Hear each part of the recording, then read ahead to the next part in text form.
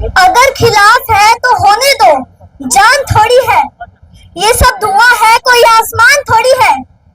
अगर लगेगी आग तो आएंगे कई घर जद में, यहाँ पर सिर्फ हमारा मकान थोड़ी है।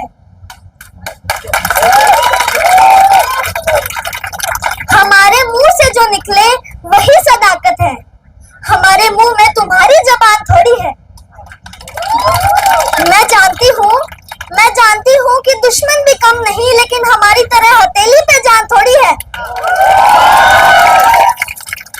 सभी का खून है शामिल इस मिट्टी में, किसी के बाप का हिंदुस्तान थोड़ी है। आप सभी को नमस्कार, मेरा नाम सियाज पुनिया है। मैं एक एथलीट हूँ और हरियाणा में नशे के खिलाफ लड़ाई लड़ रही हूँ। लेकिन आज यहाँ बात नशे के खिलाफ लड़ाई की नहीं है, छात्रों के हक की है, उन पर हो रहे अन्याय की है।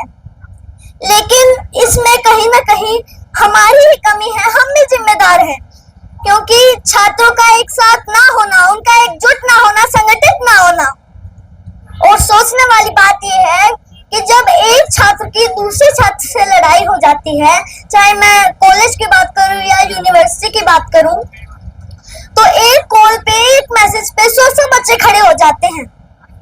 लेकिन जब सभी बच्चों के हक की बात आती है, गलत के खिलाफ आवाज उठाने की बात है, तो कोई साथ खड़ा नहीं होता। और यही हमारी सबसे बड़ी कमी है।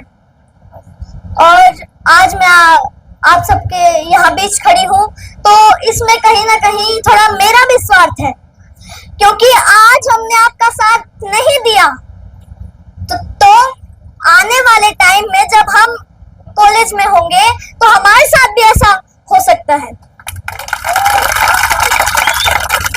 तो मैं चाहती हूँ कि आप एकजुट होकर अपनी आवाज उठाएं। और शायद आप सबने पढ़ लिया होगा, और मैं भी पढ़ रही हूँ, कि जब हम एक लकड़ी को हाथ से तोड़ते हैं तो आसानी से टूट जाती है, लेकिन जब हम लकड़ियों का बंडल को तोड़ते हैं तो वो जोर लगाने पर भी नहीं टूटती, क्योंकि एकता में ही बल है।